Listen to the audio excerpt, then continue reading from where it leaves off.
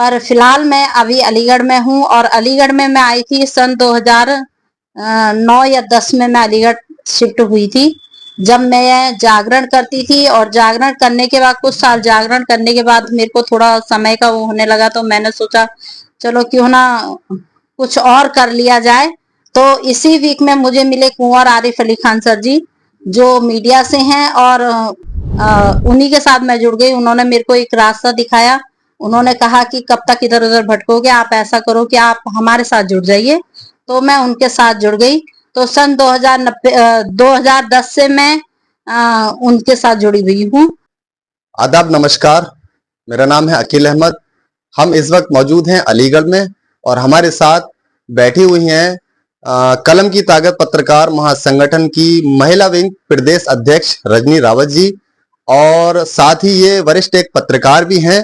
तो हम इनसे बात करेंगे और जानेंगे इनका यहाँ तक का सफर कैसा रहा और संगठन से पहले ये कहाँ थी, अलीगढ़ में या कहीं और क्या करती थी। तो जानते हैं, चलिए रजनी रावत जी से।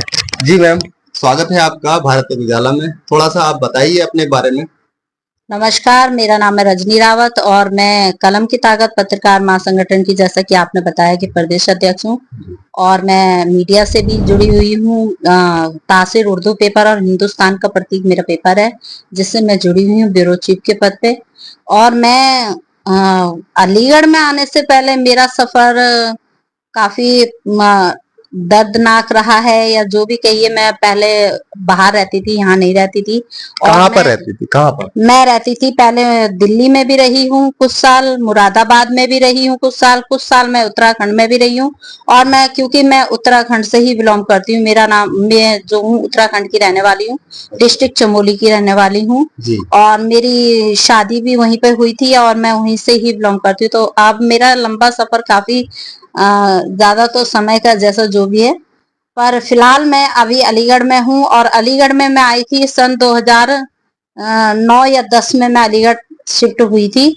जब मैं जागरण करती थी और जागरण करने के बाद कुछ साल जागरण करने के बाद मेरे को थोड़ा समय का वो होने लगा, तो मैंने सोचा चलो क्यों ना कुछ और कर लिया जाए। तो इसी वीक में मुझे मिले कुंवर आरिफ अली खान सर जी, जो मीडिया से हैं, और उन्हीं के साथ मैं जुड़ गई। उन्होंने मेरे को एक रास्ता दिखाया। उन्होंने कहा कि कब तक इधर उधर भटकोगे, आप ऐसा करो कि आप हमारे साथ जुड़ जाइए। तो मैं उनके साथ जुड़ गई। तो सन 2010 से मैं उनके साथ जुड़ी हुई हूँ। तो मैं पत्रकारिता लाइन में उनके साथ जुड़ी थी। और अभी हमारा जो पत्रकारिता का समय काफी लंबा चलता रहा। कई पेपर हमने देखे, कई पेपर हमने चलाए। इसी बीच अब मैं लगभग 4 साल हो गए हैं जो हमारा अपना संगठन है, कलम की ताकत पत्रकार महासंगठन जिद है बदलाव की। ये हमारा अपना संगठन है जिससे मैं जुड़ी हुई हूँ। इससे पहले 2-3 संगठन में और थे हम लोग जुड़े हुए। पर तो मैम ये बताइए, आप जो कुंवर आरिफ अली खान की आपने बात की, वो भी सीनियर जर्नलिस्ट हैं, तो वो संगठन के राष्ट्रीय अध्यक्ष हैं? जी हाँ, वो हमारे संगठन के राष्ट्रीय अध्यक्ष हैं। और हम सब उन्हीं के अंडर में काम करते हैं, जो कि हमारे और भी कई लोग हैं हमारे साथ जुड़े हुए। हिंदू, मुस्लिम, सिख, ईसाई सभी लोग हम आपस में जुड़े हुए हैं। हमारी एक माला बनी हुई है। और हम लोग, अमीरी गरीबी कुछ नहीं है इसमें, ना जाति भेदभाव है कुछ। और हमारे साथ कई राजनीतिक लोग भी जुड़े हुए हैं, जिनको हम कहते हैं कि जब आप हमारे बीच में आए, हमारी मीटिंगों में आए, हमारे साथ जुड़े, तो आप हमसे तभी जुड़िए जब आप अपना राजनीतिक लबादा बाहर छोड़ के आए। तो मैम, इस संगठन में सभी तरह के लोग हैं या कोई एक ही धर्म के हैं, क्या है इसमें? हमारे संगठन में सभी तरह के लोग हैं। हमारे संगठन में देखिए, हिंदू तो है ही हैं, मुस्लिम तो है ही हैं, साथ में हमारे साथ ये सरदार भी हैं। और हमारे साथ कई तरह के लोग, हमारे साथ सब तरह के लोग हैं, कोई भेदभाव नहीं, सभी है हमारे साथ।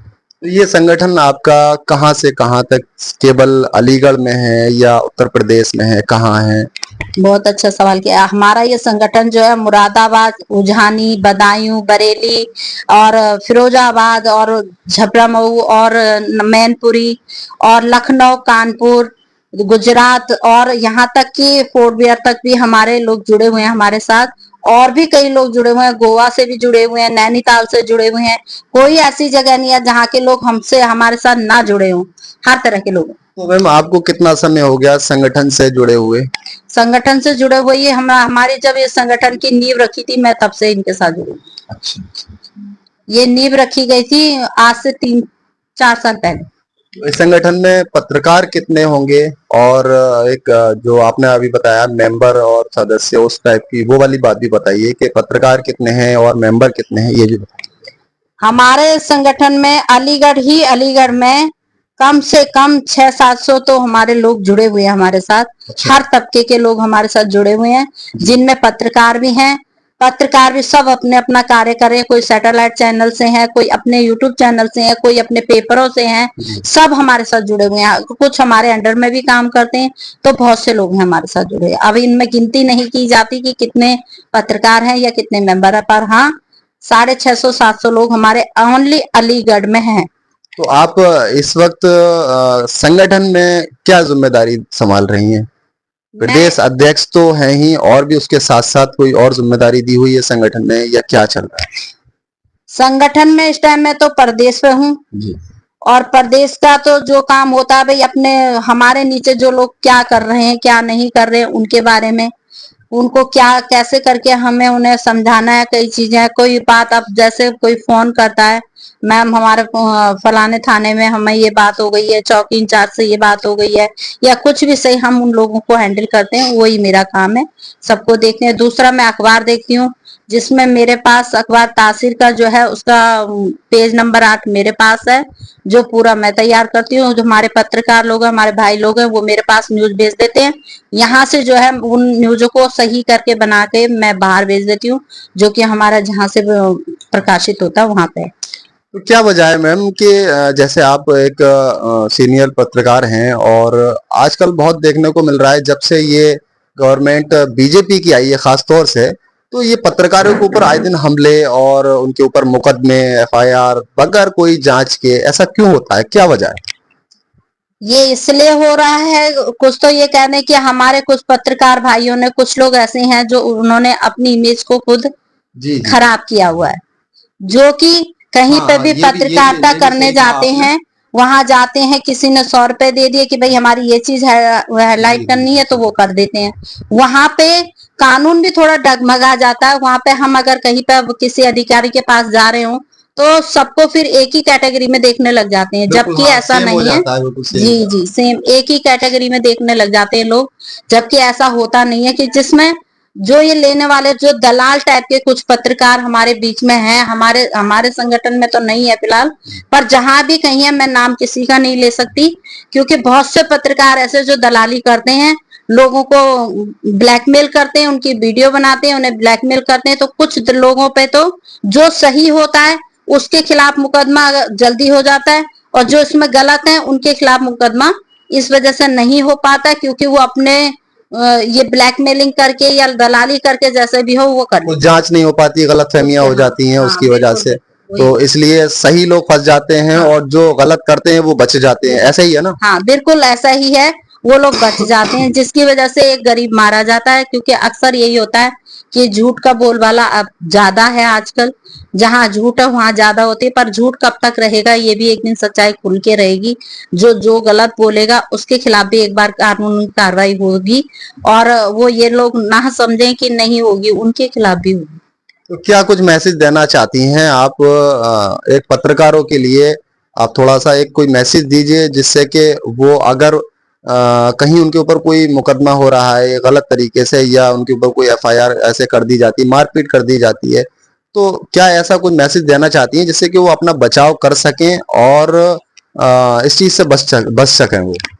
मैसेज तो यही देना चाहूंगी कि जब तक पत्रकार सारे इकट्ठे नहीं होंगे, एक होके नहीं चलेंगे, एकजुट होके नहीं चलेंगे, एक अपनी एकता दिखा के नहीं चलेंगे, तब तक तो ये अत्याचार होते रहेंगे पत्रकारों पे। क्योंकि कहीं कोई पत्रकार ही जब पत्रकार के खिलाफ बोलने लग जाता है तो वहाँ गलत होता ही है। अक्सर देखा है ऐसा मैंने, एक दूसरे के खिलाफ हो जाते हैं कुछ लोग, ऐसा जो लोग एक दूसरे के खिलाफ हो जाते हैं वहीं मुठभेड़ शुरू हो जाती है, और उसको अधिकारी लोग भी अच्छी तरह से समझते हैं कि कौन पत्रकार कितना, हर अधिकारी जानता है कि कौन कैसा है कौन कैसा है, लेकिन अधिकारी भी कभी कभी आंख मूंद के बैठ जाते हैं, क्योंकि वो भी सोचते हैं कि अब इनके साथ क्या पंगा लें, क्या इनसे बोले।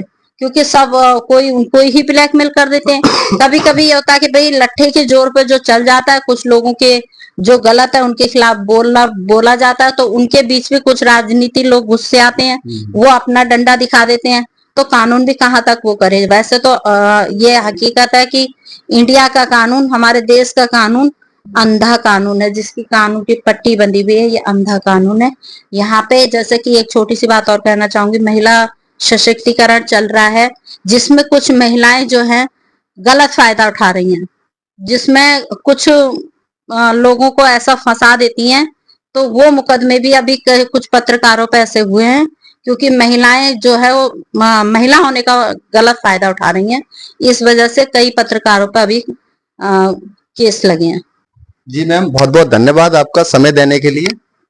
Thank you. और ये मेरे लिए भी बहुत बड़ी बात है कि जो आज आपने मेरी लाइफ का ये पहला मेरे लिए जो मौका मिला, इसके लिए मुझे बहुत बहुत शुक्रिया करती हूँ आपका। और साथ ही साथ बस मैं आपके चैनल के माध्यम से बस इतना ही कहना चाहूंगी कि पत्रकारिता अगर कर रहे हैं हम लोग, तो उसको एकजुट होके करें, अलग होके ना करें, दलाली का काम ना करें, और अच्छे ढंग से पत्रकारी करेंगे तो आपका नाम भी होगा और आपका काम भी होगा। मुखड़ा तभी पहचाना जाता है जब सच्चाई होती है। सच्चाई के आगे कोई चीज काम नहीं आती है, हर चीज झूठी है, बेकार है।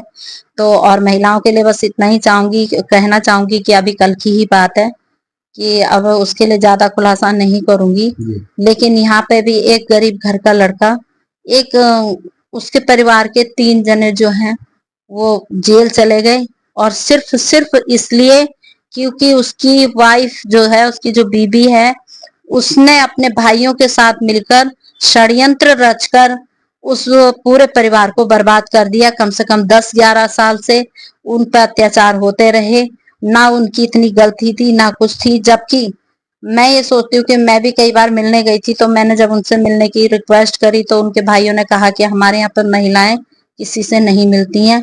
मैंने कहा मैं लेडीज हूँ, मुझसे तो मिला दो उनको, तो उन्होंने मना कर दिया। तो जो लोग ऐसा सोचते हैं और उनकी ही बहन बेटियां स्विमिंग पूल में नहा रही हैं, उनकी बहन बेटियां बाहर घूम रही हैं जिस तरीके से, तो ये गलत है। किसी का परिवार ना उजाड़े, किसी के परिवार, अरे आपका नहीं बन रहा है, आप सीधे सीधे मामला खत्म कर दीजिए, ये ज्यादा बेहतर है। अपनी लाइफ को, अपनी जिंदगी को जिए, खुशहाल जिंदगी जिए। और इसी के साथ आपका बहुत बहुत शुक्रिया। लास्ट में बस यही कहना चाहूंगी कि बहुत बहुत शुक्रिया, आपने मुझे ये मौका दिया। जी बहुत बहुत धन्यवाद रजनी रावत जी, आपने समय दिया। और अगर ये वीडियो आपको अच्छी लगी हो तो इसको लाइक शेयर सब्सक्राइब जरूर करें और कमेंट करें, बताएं पत्रकारिता के बारे में। जिस तरीके से लोग पत्रकारिता कर रहे हैं, कुछ लोग गलत कर रहे हैं, कुछ लोग सही कर रहे हैं, तो पत्रकारिता जो होती है एक समाज सेवा भी होती है, तो उसी हिसाब से करें जिससे कि आप के ऊपर जो FIR मुकदमे हो जाते हैं उससे बच सकें आप। धन्यवाद।